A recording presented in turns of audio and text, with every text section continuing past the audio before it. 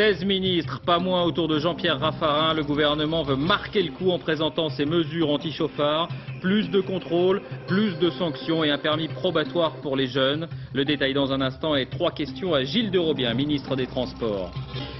Le tabac est-il en train de devenir un produit de luxe? Le prix des cigarettes va augmenter de 8 à 16% début janvier, la plus forte hausse depuis 10 ans. Une réforme choc, la retraite à 65 ans pour les fonctionnaires et jusqu'à 70 ans pour ceux qui le souhaitent. Précision quand même, cela ne se passe pas en France, mais en Grande-Bretagne. Tony Blair l'a annoncé tout à l'heure.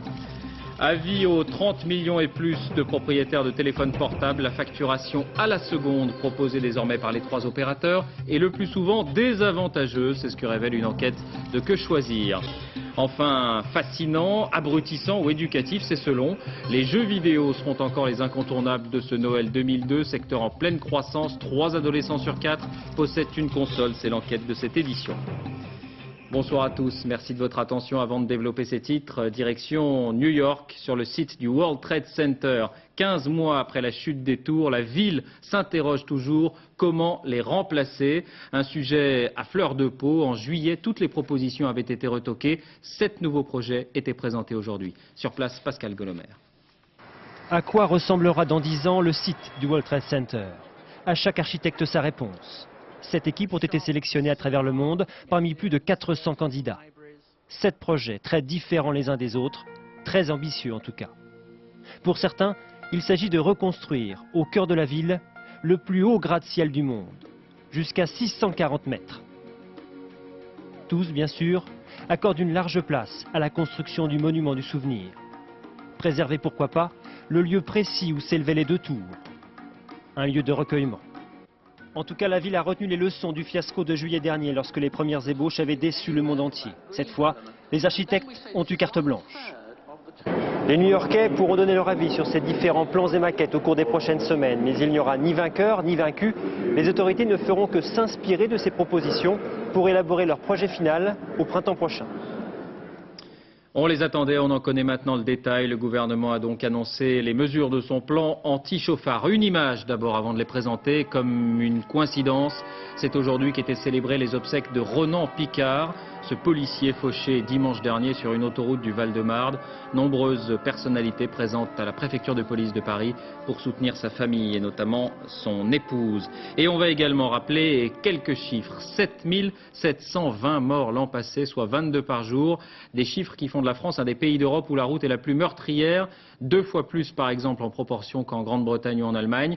Depuis 20 ans, vous le voyez, à mesure que les plans de prévention et de répression se succèdent, le bilan s'améliore tout de même. Alors aujourd'hui, c'était donc à Jean-Pierre Raffarin, entouré de ses 16 ministres, de présenter son plan. Le détail, Nabila Tabouri, Daniel Wolfram.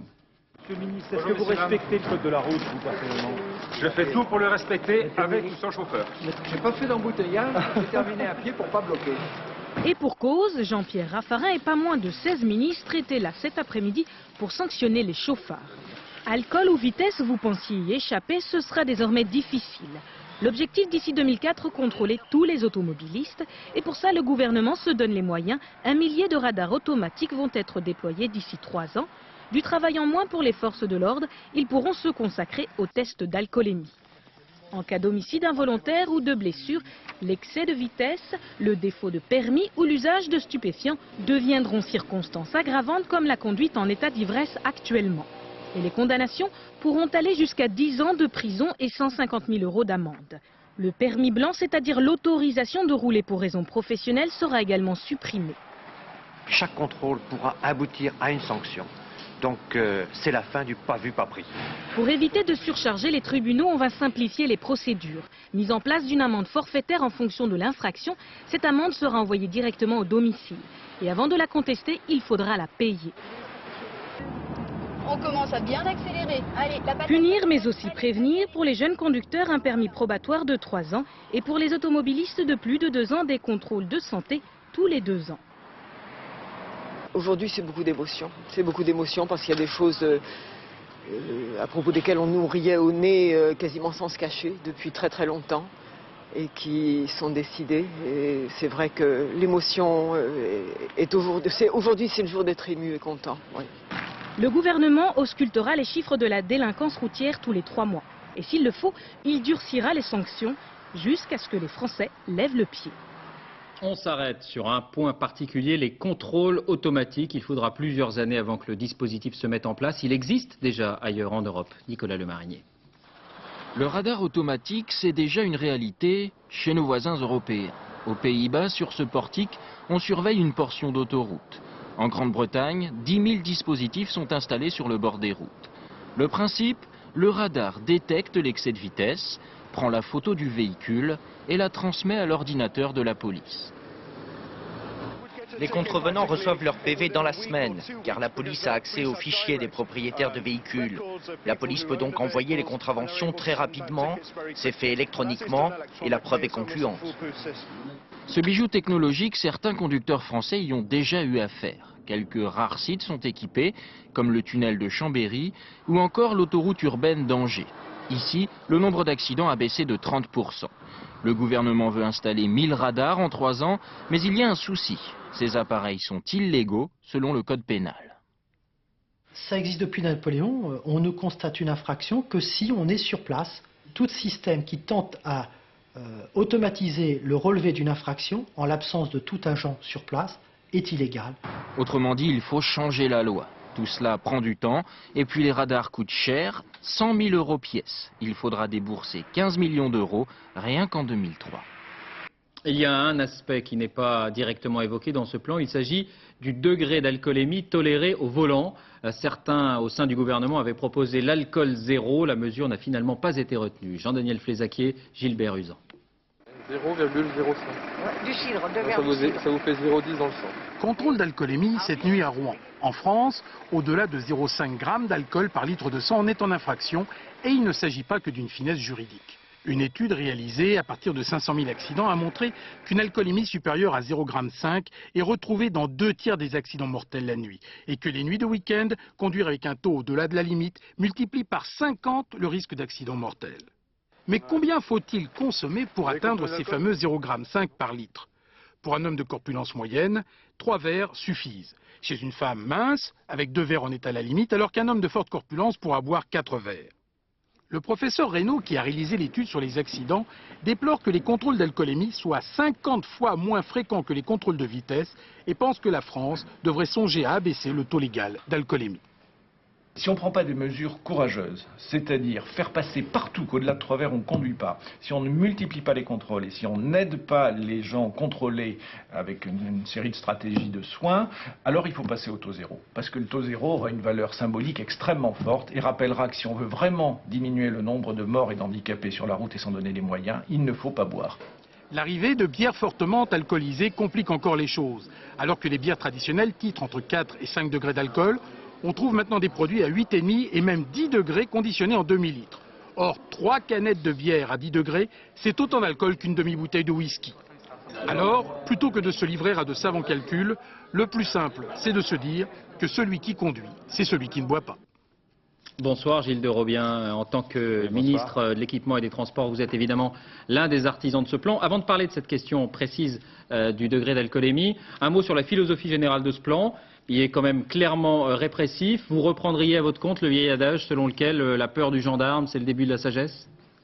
Oui, c'est de la prévention d'ailleurs. La répression, dans toute répression, il y a quand même un volet, disons, de prévention, puisqu'on sait que si on va être davantage contrôlé, on fait gaffe, on fait attention, tout simplement. Et je crois que c'est à cet appel-là que l'on convie les Français. Alors, sur l'alcool, on sait qu'il y a eu un débat au sein du gouvernement.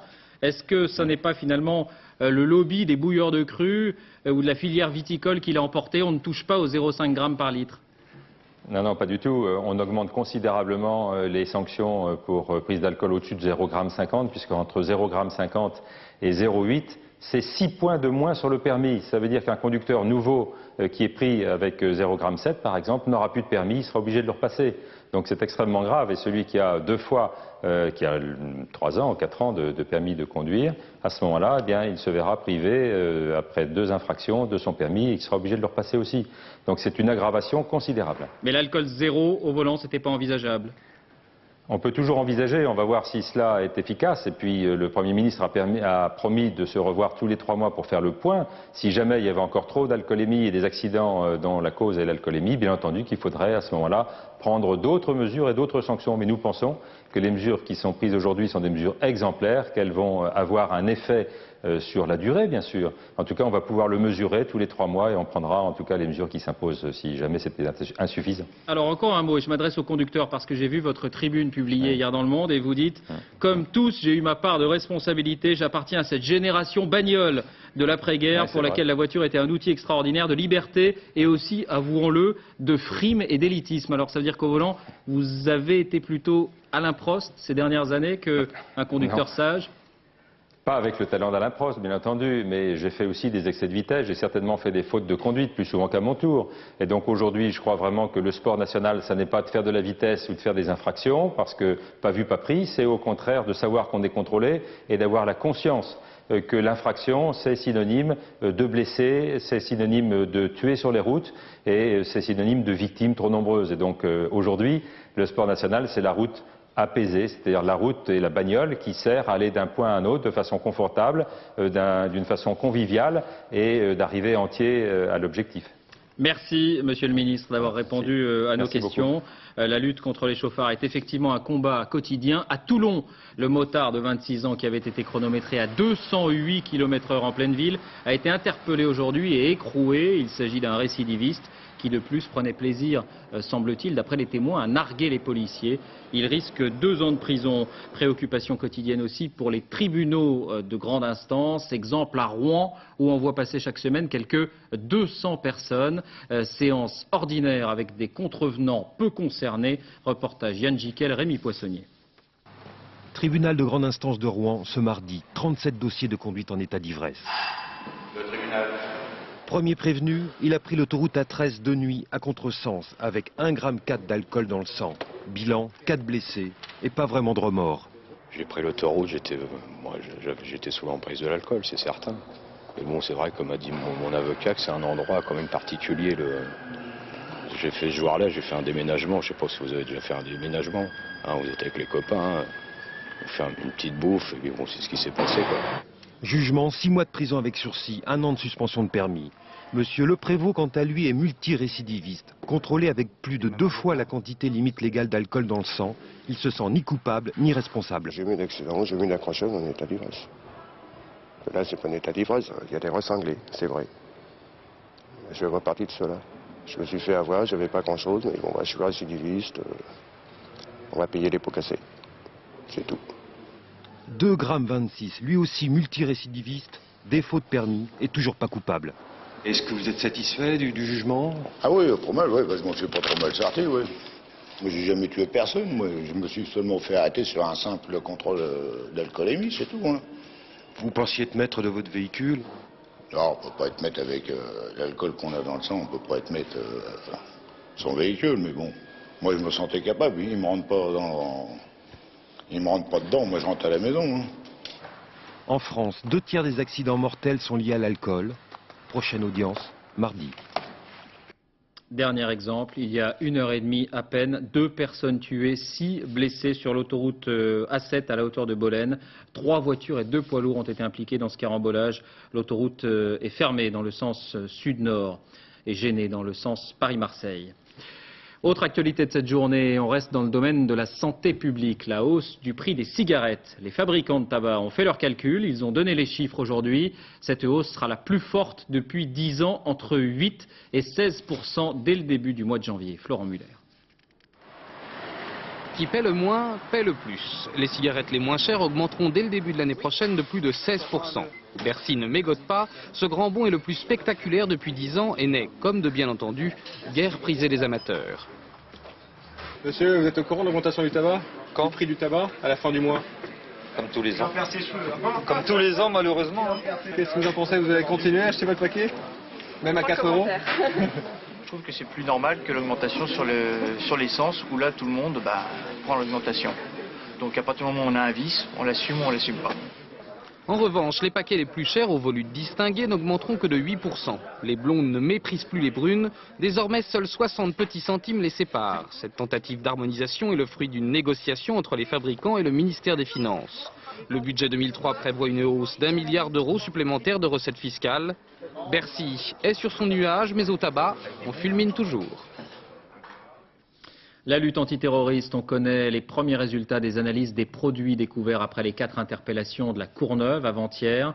Pour l'une des fioles concernées, il s'agit de perchlorate de fer, une substance parfois utilisée pour fabriquer des explosifs. Les suspects, eux, restent muets face aux enquêteurs. Loïc Delamornay. Du perchlorate de fer, voici ce que contenait l'une des 2 fioles saisies par les enquêteurs lundi à la Courneuve. Le laboratoire militaire en charge de l'analyse a confirmé la nature de ce liquide, un produit relativement courant mais qui associé à d'autres est hautement explosif. Au domicile des islamistes présumés, les enquêteurs avaient également saisi un ordinateur. On sait aujourd'hui que son disque dur stockait plusieurs plans détaillés de la région parisienne et de la ville de Paris. Mais en garde à vue, les 4 suspects sont restés muets. Un attentat était-il en préparation et si oui, pour quand ? Les experts mettent en garde contre la psychose facile. Posséder un agent chimique dangereux est une chose, réussir à l'utiliser pour un attentat en est une autre. Pour réussir un attentat chimique, il vous faut bien évidemment le toxique, il vous faut aussi le moyen de dissémination. Ça peut être une bombe, ça peut être un aérosol, ça peut être un système de chauffage de l'agent qui le dissémine dans l'air. Et donc il faut être capable de fabriquer ce système de dissémination. Et ça c'est très compliqué. En 1995, l'attentat au gaz sarin dans le métro de Tokyo avait fait 12 morts. La quantité de produits utilisés par la secte Aoum pouvait potentiellement faire 1 million de victimes. Le bilan avait été limité car la secte n'avait pas réussi à maîtriser la dispersion du gaz. Coup de filet également en Grande-Bretagne ce matin. 3 hommes d'origine nord-africaine ont été interpellés à Édimbourg, en Écosse, 4 autres à Londres. Interpellation sans lien avec l'affaire française. La menace terroriste demeure réelle et sérieuse, a répété Tony Blair tout à l'heure. La Corse, un dialogue difficile entre les autorités et les nationalistes. Au cours d'une conférence de presse, des responsables du parti Indipendenza ont révélé, geste à l'appui, que des balises émettrices posées par la police auraient été retrouvées sous 2 de leurs voitures. Ils dénoncent la tentation répressive. Paul de Genève. Ce matériel a été trouvé sur des voitures de militants d'Indipendenza. C'est un matériel assez sophistiqué, puisqu'on le voit, c'est un matériel d'écoute à distance. Un matériel policier, selon Indipendenza, destiné à surveiller des militants nationalistes. Ils étaient une quarantaine ce matin à Ajaccio, leader indépendantiste et élu de Corsica Nazione, pour dénoncer ces méthodes et interpeller le gouvernement. Notre attitude, c'est de mettre en garde aujourd'hui, clairement et sans ambiguïté, contre ce type de dérive. Il faut que ça s'arrête. Sinon, c'est le dialogue qui va s'arrêter. Il faut être tout à fait clair. Silence en revanche sur l'identité des militants sous surveillance et quand ces balises ont été retrouvées. Cette technique d'écoute est couramment utilisée dans les enquêtes antiterroristes. Ces derniers jours, alors que le FLNC annonçait une trêve, les services de lutte antiterroriste ont interpellé 6 hommes, membres d'un mouvement dissident clandestin. Ils sont suspectés d'avoir fait exploser 7 gendarmeries juste avant la première visite de Nicolas Sarkozy en Corse. L'enquête sur l'explosion de l'usine AZF à Toulouse. Ce matin, nos confrères de la Dépêche du Midi évoquaient une nouvelle piste, celle d'un trafic de chlore qui durait depuis plusieurs mois au sein de l'usine. Du chlore qui aurait pu, du coup, être posé par erreur dans un entrepôt, causant ainsi la détonation. Tout à l'heure, la police a démenti, travaillé sur cette hypothèse. La direction de l'usine, elle, parle également de fausses pistes. Autre explosion à Sorgues dans le Vaucluse, dans cet entrepôt de la Société nationale des poudres à explosifs. Explosion d'origine inconnue. 2 employés ont été grièvement brûlés. La réforme des retraites, c'est officiel. L'âge de cessation d'activité est repoussé à 65 ans pour les fonctionnaires et jusqu'à 70 ans pour ceux qui le souhaitent dans le secteur privé, moyennant une prime. Un poisson d'avril en plein mois de décembre? Non. La réforme a bel et bien été adoptée, mais pas en France. C'est en Grande-Bretagne que cela se passe, et apparemment sans douleur. À Londres, Laurent Boussier. Depuis quelque temps, les Britanniques le pressentaient. Hier, ça a été annoncé à la Chambre des communes. Il leur faudra travailler plus longtemps pour conserver leur niveau de vie. Le gouvernement ne fait pas dans le détail, les mesures sont radicales.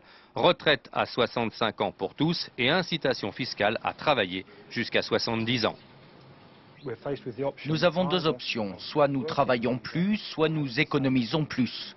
En ce qui concerne la retraite d'État, la solution la plus appropriée est de faire passer l'âge de la retraite à 70 ans. Mais dans ce pays où les retraites se font par capitalisation et non pas par répartition comme en France, la pension d'État n'est que de 495 € par mois. Le reste se fait par l'épargne et par l'intermédiaire de fonds de pension privés. Mais la pression démographique, la baisse de la bourse et l'allongement de la durée de vie ont rendu le système déficitaire. Le pragmatisme britannique a fait le reste. Je ne pense qu'on ne pourra pas faire autrement. Sinon, il faudra forcer les gens à contribuer beaucoup plus. C'est injuste. Des centaines de personnes ne seront pas physiquement capables de travailler jusqu'à 70 ans. Si les gens sont en forme, laissez-les travailler, mais ça ne devrait pas être obligatoire. Côté syndical, on soulève évidemment des objections. Il y a déjà un grand nombre de retraités qui vivent en dessous du seuil de pauvreté. Ce seront évidemment les plus bas salaires qui devront travailler les 5 années supplémentaires jusqu'à 70 ans. Avec l'augmentation de l'âge de la retraite et l'autorisation pour les retraités de travailler à mi-temps, c'est tout le système des retraites britanniques qui va être réformé. Et en France, vous le savez, le débat sur les retraites s'ouvrira au premier trimestre 2003. Économie toujours, la facturation à la seconde pour tous les utilisateurs de téléphones portables avait été présentée comme un progrès, comme une économie pour le client. Eh bien, en fait, on serait loin du compte. C'est en tout cas ce que révèle cette enquête de l'Union des consommateurs. François Baudonnet, Jean-Yves Blanc. Fin novembre, Thierry décide d'opter pour la facturation à la seconde. À l'époque, avec 40 € de forfait par mois, il pense faire une bonne opération. Aujourd'hui, il regrette. Ma consommation réelle, ma facturation réelle sera certainement beaucoup plus onéreuse. En moyenne, plus de 10 € en plus. Thierry s'est rendu compte de son erreur en allant sur le site internet de l'UFC Que Choisir. Depuis hier, un simulateur permet de savoir s'il vaut mieux garder l'ancienne tarification ou adopter celle à la seconde. Si vous passez surtout des appels courts, de moins d'1 minute, vous avez intérêt à choisir la facturation à la seconde. En revanche, si vous utilisez votre forfait pour des appels longs, eh bien là, cette formule n'est pas pour vous. Vous éviterez ainsi de payer les 3 € de surcoût imposés par les opérateurs. Payer pour être facturé à la seconde, c'est justement ce que dénoncent les associations de consommateurs. Un épicier, lorsqu'il vous vend 1 kg de farine, il met bien 1 kg dans son paquet. Eh bien, ce qu'on demande pour cet épicier, on le demande pour les opérateurs. Lorsqu'ils nous vendent 1 heure de communication, qu'ils mettent bien 1 heure de communication dans le paquet. L'association avait déjà porté l'affaire devant la justice. Elle vient d'envoyer une lettre aux parlementaires pour qu'une loi réglemente enfin ce secteur. Simplifier la création d'entreprises, le vœu n'est pas nouveau et chaque gouvernement ou presque tente d'y travailler. Eh bien, Renaud Dutreil, secrétaire d'État au PME, a présenté son plan aujourd'hui. Principale mesure, vous les découvrez, la possibilité de s'immatriculer en 24 heures sur Internet. Le capital minimum pour démarrer est ramené de 7 500 à 1 €. Enfin, pour les investisseurs, des déductions supplémentaires sont prévues en ce qui concerne bien sûr les sociétés non cotées. Alors, quelles sont les préoccupations des intéressés? Exemple avec cette entreprise créée il y a 18 mois. Son objet, elle vérifie le contenu des CV par Internet. Séverine Lebrun, Jacques Gérard. Ils pressent le pas car à la clé, il y a peut-être un contrat avec un nouveau client. Leur innovation, un site internet qui permet de contrôler l'authenticité des CV. Et apparemment, le client est plutôt emballé. Qu'est-ce que ce diplôme? Je vais regarder. C'est fabuleux, c'est un sacré travail. Hein. Mais pour en arriver là, il a fallu déjouer bien des obstacles. Des formalités administratives en pagaille, et ça continue. Aujourd'hui, ils ont besoin d'argent. Monter l'opération mettra près de 3 mois. On a, je crois, 12 documents aujourd'hui à envoyer. Comme on a 30 personnes, on a eu plus de 3000 photocopies à faire. Voilà, tout ça, il doit faire. Et il faut effectivement qu'il n'y ait pas une seule erreur, parce qu'en fait, la moindre erreur peut remettre en cause un jour une assemblée générale. Et donc, on ne veut pas que ça soit remis en cause. Donc, on fait tout ça bien, mais c'est effectivement lourd, quoi. Beaucoup d'énergie aussi pour convaincre les investisseurs. Pour lancer l'entreprise, il a fallu 750 000 €. Le problème, c'est que cet argent sert plus à payer les charges qu'à développer la société. Quand on crée une entreprise, dès le premier jour, l'État est là pour nous demander si on a bien payé nos impôts, quoi. Aujourd'hui, c'est à eux de tester leurs trouvailles. Ils vérifient le CV d'un candidat. Car les affaires marchent plutôt bien. Ils comptent recruter un nouvel employé pour vendre leur site à l'étranger. Et à noter aussi cette dernière mesure et non des moindres dans ce plan annoncé aujourd'hui. En cas de faillite, la résidence principale du créateur d'entreprise sera protégée. Un mot de politique encore avec, pour information, ce sondage BVA Paris Match. Qui serait pour chaque camp le candidat idéal en 2007? Réponse à gauche, Lionel Jospin. Il devance très largement Bertrand Delanoë, 18%, Dominique Strauss-Kahn et Martine Aubry. Et à droite, c'est Nicolas Sarkozy. Il devance de 2 points Jean-Pierre Raffarin, Jacques Chirac, 20%, Alain Juppé, 13%. L'actualité à l'étranger avec d'abord la reprise des combats en Côte d'Ivoire pour le contrôle de la ville de Mans à l'ouest. On s'interroge toujours sur les intentions du principal mouvement rebelle, le MPCI, dans son fief de Bouaké, conquis il y a 3 mois tout juste. Notre équipe a pu rencontrer son leader. Et c'est une information France 2, il se dit prêt à venir à Paris pour négocier avec le pouvoir en place. Sur place à Bouaké, Éric Monnier, Frédéric Ranck. Dans un terrain vague de Bouaké au petit matin, les nouvelles recrues sont à la manœuvre. Le MPCI, le mouvement patriotique de Côte d'Ivoire, dit se préparer à toute éventualité. En fin de semaine dernière, l'annonce de l'arrivée de renforts chez les militaires français a laissé craindre qu'ils ne passent eux-mêmes à l'attaque. Mais la tension est aujourd'hui retombée dans les rues et à l'entrée de la ville, au poste avancé des troupes françaises. Samedi dernier, c'est bien ici que quelques milliers de manifestants ont pris à partie les soldats français. La SINA, journaliste, a tout filmé. On ne veut pas les Français, hein, c'est ce qu'ils disent là. Oui. Et se voyant débordée, voyant la foule qui déferlait sur elle, l'armée française n'a pas hésité à dégainer en tirant. Ils ont tiré en l'air? Ma foi, ils ont tiré en l'air. Comme l'armée française, Jean Lascaux, 75 ans, l'un des 20 derniers Français de Bouaké, ne voit dans ces événements qu'un incident. Pour lui, tout est rentré dans l'ordre, toujours pas question de parti. Bon, il y a tout le temps des excités, mais disons, la population, il n'y a pas de sentiment anti-français. Absolument pas. Au commandement militaire du MPCI aussi, on calme le jeu concernant les Français. Est-ce qu'il y a une attitude française vis-à-vis de vous qui a changé? Jusqu'alors, non. C'est-à-dire vous pensez que les Français se tiennent toujours à égale distance entre le gouvernement et le MPCI? Pour l'heure, c'est ce que je constate. Donc vous voulez bien continuer à discuter, même si les Français jouent les arbitres. Pour vous, c'est quelque chose d'acceptable? Oui. Vous irez à Paris si on vous y invite? Parfait. Demain, une nouvelle manifestation est prévue à Bouaké. Elle sera cette fois très encadrée pour éviter tout débordement, dit-on, au MPCI. La crise irakienne, les inspections continuent, mais la pression s'accentue sur Bagdad. Washington donnera demain son avis sur la sincérité de la déclaration d'armement remise récemment par Saddam Hussein, mais les avertissements d'ores et déjà se multiplient.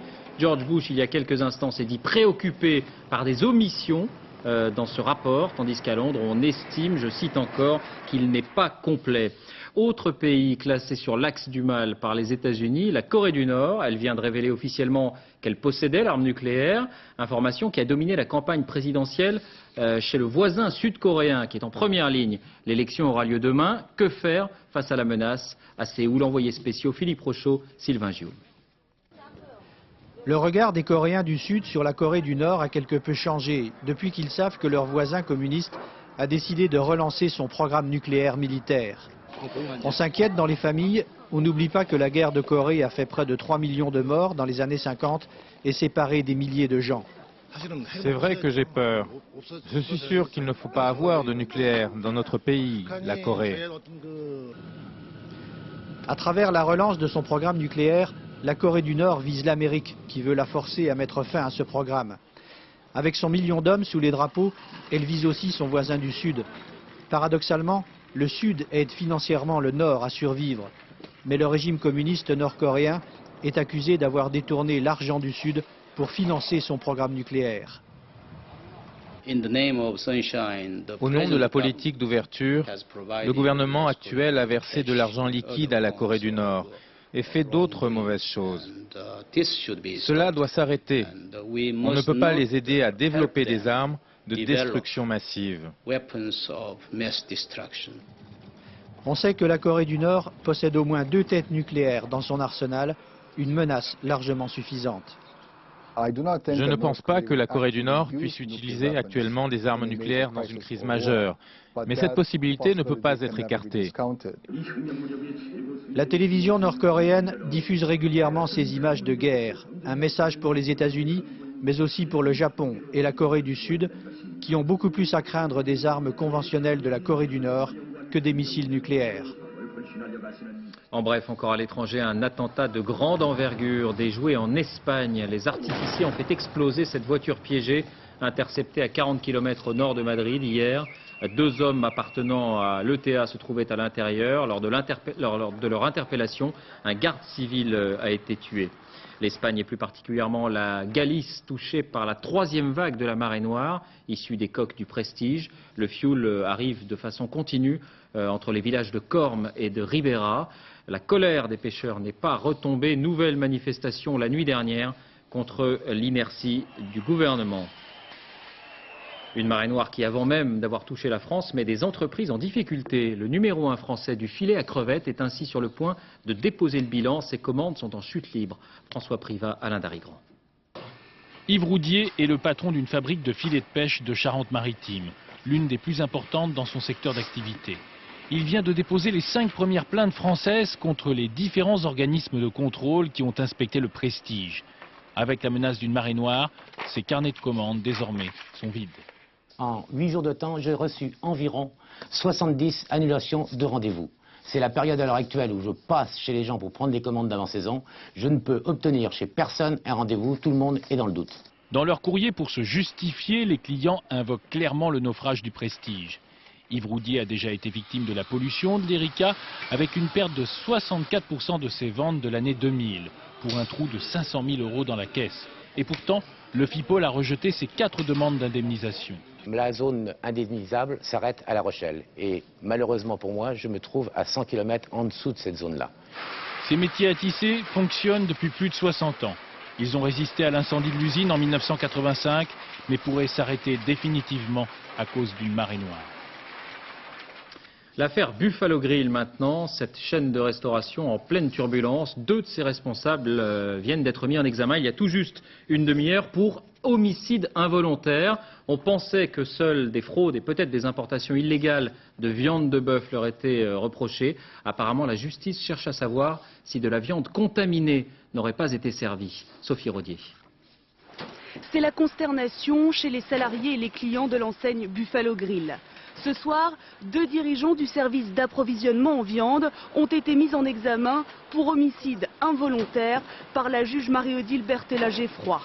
Depuis 2 ans, elle cherche à savoir si entre 1996 et 2000, la chaîne de restauration a continué à servir des viandes britanniques frappées d'embargo. On est dans le corpusculaire. On n'est pas comme, il paraît qu'on l'a dit, dans un quart des livraisons. On est au niveau de la côtelette. Les faits ne dépassent pas ce que je vous en ai dit, à savoir la dénonciation de 3 anciens collaborateurs, aucune pièce matérielle, dans un domaine où il y a des contrôles considérables. Selon les enquêteurs, le sigle UK de la viande britannique aurait été effacé. Pour l'instant, rien ne permet de faire le lien entre les malades de Creutzfeldt-Jacob et cette fraude. En tout cas, la cotation de l'action a été suspendue aujourd'hui. Le titre avait perdu 90% de sa valeur. Où l'on reparle du magasin Franprix d'Evry. Vous vous souvenez sans doute de la polémique née de la décision des nouveaux gérants de ne plus vendre d'alcool et de ne commercialiser que de la viande halal. La mairie s'en était alarmée. Dernier épisode, 5 salariés licenciés portent plainte. Ils estiment avoir été victimes de discrimination. Julia Delage, Guillaume Viard. Une quinzaine difficile pour ce Franprix du quartier des Pyramides à Évry. Après la polémique sur leur décision d'ouvrir une supérette halal, les frères Jaiziri sont maintenant sous le coup d'une plainte pour licenciement abusif. En effet, lorsqu'ils ont décidé de racheter le magasin, ils n'ont pas souhaité reprendre les employés. Quand vous vendez quelque chose, vous devez reprendre avec le personnel. Pour faire un licenciement économique, il aurait dû reprendre le personnel. Et voyant qu'il ne pouvait pas assumer les salaires, nous licencier par la suite et faire un licenciement économique. Pour les nouveaux gérants, cette plainte est totalement injustifiée. Ils nous reprochent des choses qui ne sont pas vraies. Parce que nous, on a acheté ce Franprix-là au début octobre, le 4 octobre. Alors qu'eux, ils étaient licenciés en juillet. Donc on n'est pour rien dans leur licenciement. On n'était pas leur patron en juillet. Ce conflit social se déroule dans un contexte déjà tendu sur le plan religieux. Aujourd'hui, le maire d'Évry soupçonne les gérants d'une préférence à l'embauche. On ne sait pas très bien pourquoi ils ont décidé d'ouvrir ce magasin. Est-ce que c'est pour des raisons financières, comme ils disent? Est-ce que c'est pour des questions religieuses? Je crois qu'il y a une grande incompréhension à leur égard. La population est même révoltée de leur attitude. Et ce qui se passe avec les salariés montre que c'est des gens qui ont peu de scrupules. La plainte pour licenciement abusif sera étudiée fin janvier au prud'homme. Pour le reste, le contentieux avec la municipalité est loin d'être terminé. La santé avec une manifestation en forme de première. Une vingtaine d'associations d'obèses se sont constituées en collectif. Elles réclament une meilleure prise en charge par la sécurité sociale des interventions chirurgicales pour traiter les cas les plus aigus et notamment la gastroplastie qui consiste à placer un anneau autour de l'estomac. Reportage Céline Crespi, Rémi Poissonnier. Plus de 200 kilos affichés sur la balance. Pour Frédéric Delplanche, venir à Paris devient très compliqué. Des régimes, il en fait depuis des années, mais aucun ne marche. Dernièrement, il a perdu 36 kilos avec l'espoir de pouvoir se faire agrafer l'estomac par un anneau, une gastroplastie pourtant contestée. De toute façon, dans l'état où je suis actuel, si je ne me fais pas opérer, je vais mourir. Parce que c'est vrai que mon poids me fait me fatiguer, tout ça. Et c'est la dernière solution. Alors, entre choisir la vie et la mort, je choisis la vie. Cette opération doit normalement être réservée aux obèses pathologiques. Mais elle a souvent été pratiquée sur des personnes qui ne l'étaient pas et par des médecins non habilités. Il y a surtout des complications dans le suivi. Si les personnes ne sont pas bien suivies, il peut se produire un accident. Frédéric devrait être opéré au mois de février. Il a créé une association et a fait céder les médecins. Mais il regrette aujourd'hui que bon nombre de malades n'aient pas accès à la gastroplastie. Noël dans les palais de l'Élysée, image traditionnelle, 600 enfants dont beaucoup de victimes d'inondations dans le Gard étaient les invités de Jacques et Bernadette Chirac. Jacques Chirac qui s'est fait voler la vedette par les 5 filles du groupe de pop L5 et Billy Crawford, idole, paraît-il, de toutes les ados françaises. Et à propos d'adolescents, l'enquête de cette édition maintenant sur le boom des jeux vidéo. On aime ou on n'aime pas, mais les chiffres sont là. 75% des adolescents, 3 sur 4, possèdent une console. Le secteur des jeux vidéo a rapporté cette année plus d'argent aux États-Unis que l'industrie du cinéma. Enquête signée Jean-Jacques Dufour, Patrice Brugère. De ces jeux que l'on appelle vidéo, la première chose à dire, quoi qu'en pensent les quadras rétro, c'est qu'ils fascinent pas mal d'ados. Devenus héros potentiels d'une image virtuelle où la réalité chancelle, ces jeunes gens jouent car bien évidemment tout cela n'est qu'un jeu mais aussi un énorme enjeu industriel d'environ 27 milliards d'euros. C'est un marché qui est en pleine expansion à long terme, mais qui est très cyclique, parce que tous les 6 ans, on change de console, on change de matériel. Donc il y a des graves crises et puis des énormes reprises. Si vous prenez le marché américain, en 2002, il a cru de presque 40%. Sur le marché américain, justement, les jeux vidéo ont rapporté l'année dernière 9 milliards d'euros. C'est plus que les recettes de cinéma. Il faut dire qu'avec les images en 3D et les bandes-son élaborées, on s'y croirait. Tenez, regardez, ceci est un nouveau jeu dont on parle déjà beaucoup. D'abord parce qu'il a coûté très cher, et ensuite parce que ce remake d'un polar anglais est tellement réaliste qu'il est interdit aux moins de 18 ans.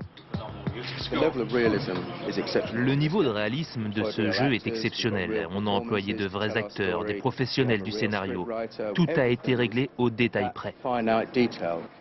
À propos de détails, The Getaway, traduisez la fuite, a coûté 15 millions d'euros. À titre comparatif, sachez que c'est 3 fois le coût moyen d'un film français.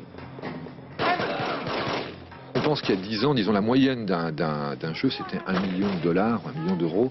Maintenant, on est à 15 fois plus pour ce titre-là. C'est une croissance considérable. D'ailleurs, ça se voit à l'écran, si j'ose dire, quand on voit les images. Entre cinéma et jeux vidéo, il y a de plus en plus d'interactions, puisque désormais, chacun adapte le produit de l'autre sans qu'il y ait pour autant de dépendance. Les adaptations de films, contrairement à ce qu'on croit, ça se vend pas autant que ça. C'est que le jeu vidéo, il a créé ses propres héros. Des héros comme Rayman, qui est Cocorico, une création française, ou bien comme Super Mario. Créé par les Japonais, ce petit plombier italien est désormais plus connu que Mickey.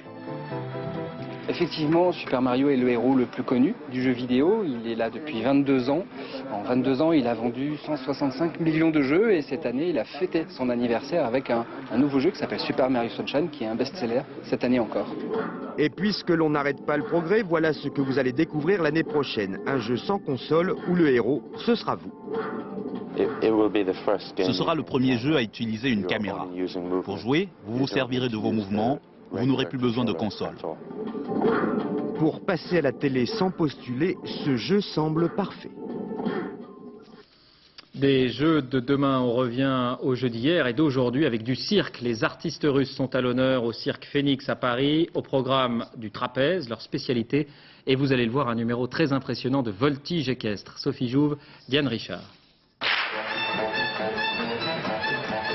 Et si ces chameaux étaient venus jusqu'à nous, de l'Orient lointain par la route de la soie? Leurs bosses sont déjà un aperçu des montagnes russes. La Russie et ses fameux trapézistes, que l'on imagine aussi bien dans les palais des tsars que sous la voûte dorée du Kremlin.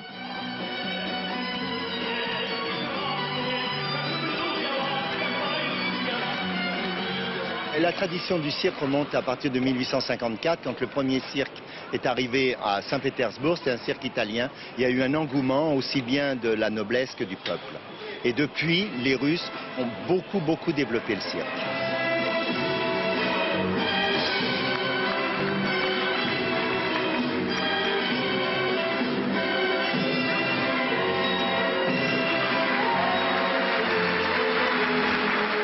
Un spectacle ou plutôt une salade russe composée des meilleurs ingrédients.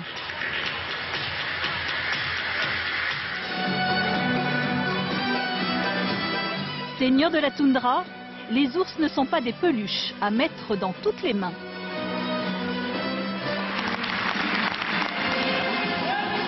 Quant aux Cosaques, fougueux cavaliers des steppes, ils nous plongent dans l'âme russe, mieux qu'un verre de vodka.